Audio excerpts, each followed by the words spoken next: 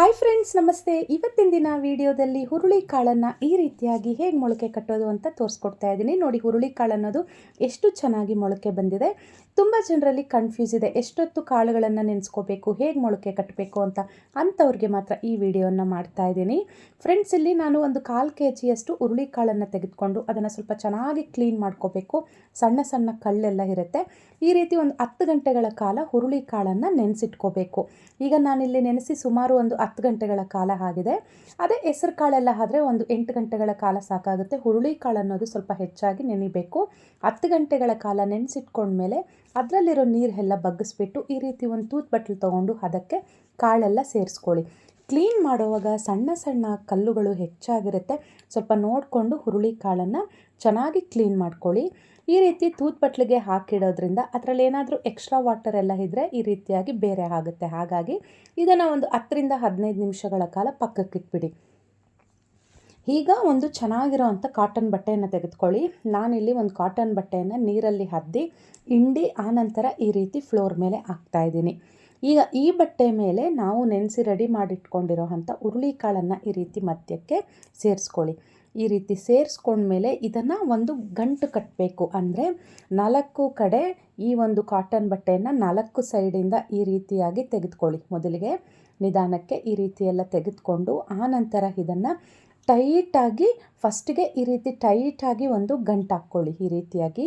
ಈ ರೀತಿ ಕಟ್ಟೋದ್ರಿಂದ ಹುರುಳಿಕಾಳು ಮೊಳಕೆ ಅನ್ನೋದು ತುಂಬ ಚೆನ್ನಾಗಿ ಬರುತ್ತೆ. ಎಷ್ಟು ಉದ್ದ ಬರುತ್ತೆ ಅಂದರೆ ನಿಮಗೆ ನಾನು ವಿಡಿಯೋದಲ್ಲಿ ಮುಂದೆ ತೋರಿಸ್ತಾ ಇರ್ತೀನಿ. ನೋಡಿ, ಈ ರೀತಿ ಟೈಟಾಗಿ ಗಂಟು ಹಾಕ್ಕೊಂಡಿದ ನಂತರ ಇದು ನಿಮ್ಮ ಕೈಯಲ್ಲಿ ಎಷ್ಟು ಸಾಧ್ಯನೋ ಅಲ್ಲಿವರೆಗೂ ಟೈಟಾಗಿ ಗಂಟು ಹಾಕಿ ಈ ರೀತಿ ಒಂದು ಗಂಟನ್ನು ಹಾಕಿ ಇದನ್ನು ರೆಡಿ ಮಾಡ್ಕೋಬೇಕು. ಮೊದಲಿಗೆ ಒಂದು 10 ಗಂಟೆಗಳ ಕಾಲ ನೆನೆಸಿಟ್ಕೊಂಡಿರೋ ಹುರುಳಿಕಾಳನ್ನು ನೀರು ಸಪ್ರೇಟ್ ಮಾಡಿ ಈ ರೀತಿ ಒಂದು ಕಾಟನ್ ಬಟ್ಟೆಯಲ್ಲಿ ಗಂಟು ಹಾಕಿ ಇದನ್ನು ಒಂದು ಬಟ್ಲಿಗೆ ಹಾಕೋಣ.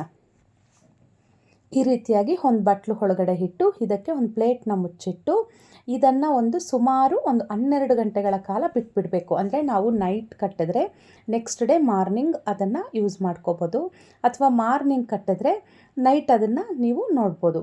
ನೋಡಿ ಫ್ರೆಂಡ್ಸ್, ಈಗ ನಾನು ನಿಮಗೆ ಇಲ್ಲಿ ಸುಮಾರು ಒಂದು 12 ಗಂಟೆಗಳ ಕಾಲ ಆದಮೇಲೆ ತೋರಿಸ್ತಾ ಇದ್ದೀನಿ. ಬಟ್ಟೆ ಹೊರಗಡೆಗೆ ಮೊಳಕೆ ಅನ್ನೋದು ಎಷ್ಟು ಚೆನ್ನಾಗಿ ಬಂದುಬಿಟ್ಟಿದೆ ಅನ್ನೋದನ್ನು ನೀವು ಗಮನಿಸ್ತಾ ಇರ್ಬೋದು. ಎಷ್ಟಿಷ್ಟು ಉದ್ದ ಬಂದಿದೆ ಅಂದರೆ ತುಂಬ ಉದ್ದ ಬಂದಿದೆ. ಗಮನಿಸ್ತಾ ಇದ್ದೀರಲ್ಲ ವಿಡಿಯೋದಲ್ಲಿ. ತುಂಬ ಒಳ್ಳೆಯದು ನಮ್ಮ ದೇಹಕ್ಕೆ ಹುರುಳಿಕಾಳು. ನಾವು ಅದನ್ನು ಬಸ್ಸಾರು ಮಾಡ್ಕೋಬೋದು, ಅಥವಾ ಮಸಾಲ ಸಾರು ಮಾಡ್ಕೋಬೋದು, ಉಪ್ಸಾರು ಮಾಡ್ಬೋದು, ಯಾವುದಾದ್ರೂ ಮಾಡ್ಕೋಬೋದು. ಈ ರೀತಿ ಮಾಡಿ ಫ್ರಿಜ್ಜಲ್ಲಿ ಒಂದು ಡಬ್ಬದಲ್ಲಿ ಹಾಕಿ ಸ್ಟೋರ್ ಮಾಡಿಟ್ಕೊಳ್ಳೋದ್ರಿಂದ ನಾವು ಸುಮಾರು ಇದನ್ನು ಸ್ಟಾಕ್ ಸಹ ಮಾಡ್ಬೋದು. ಒಂದು ವಾರ 10 ದಿನದವರೆಗೂ ಸ್ಟಾಕ್ ಇಟ್ಕೋಬೋದು. ಗಮನಿಸ್ತಿದ್ದೀರ ನೀವೇ ಎಷ್ಟು ಚೆನ್ನಾಗಿ ಮೊಳಕೆ ಬಂದಿದೆ ಅಂಥೇಳಿ. ನಾನು ನಿಮಗೆ ತೋರಿಸ್ದೆ, ಬಟ್ಟೆ ಹೊರಗಡೆಗೆ ಇಷ್ಟಿಷ್ಟುದ್ದ ಮೊಳಕೆ ಬಂದುಬಿಟ್ಟಿದೆ. ಅಷ್ಟು ಚೆನ್ನಾಗಿ ಬರುತ್ತೆ. 10 ಗಂಟೆಗಳ ಕಾಲ ನೆನೆಸಿಟ್ಕೊಳ್ಳಿ. ಆನಂತರ ಈ ರೀತಿ ಬಟ್ಟೆಯಲ್ಲಿ ಟೈಟಾಗಿ ಕಟ್ಟಬೇಕು. ನೀರಿನಂಶ ಅನ್ನೋದು ಇಲ್ಲದೆ ಇರೋ ಥರ ಮಾಡಿ ಈ ರೀತಿ ಟೈಟಾಗಿ ಕಟ್ಟಿ ಅದನ್ನು ಸುಮಾರು ಒಂದು 12 ರಿಂದ 15 ಗಂಟೆಗಳ ಕಾಲ ಬಟ್ಟೆಯಲ್ಲೇ ಕಟ್ಟಿ ಬಿಟ್ಬಿಟ್ರೆ ಇಷ್ಟು ಚೆನ್ನಾಗಿ ನಮಗೆ ಮೊಳಕೆ ಅನ್ನೋದು ಬರುತ್ತೆ. ಈಗ ಇದನ್ನು ನಾನು ಒಂದು ತಟ್ಟೆಗೆ ಹಾಕ್ತಾಯಿದ್ದೀನಿ. ಗಮನಿಸ್ತಿದ್ದೀರಾ ವಿಡಿಯೋದಲ್ಲಿ ಎಷ್ಟು ಚೆನ್ನಾಗಿ ಬಂದಿದೆ ಅಂತ ಹೇಳಿಬಿಟ್ಟು.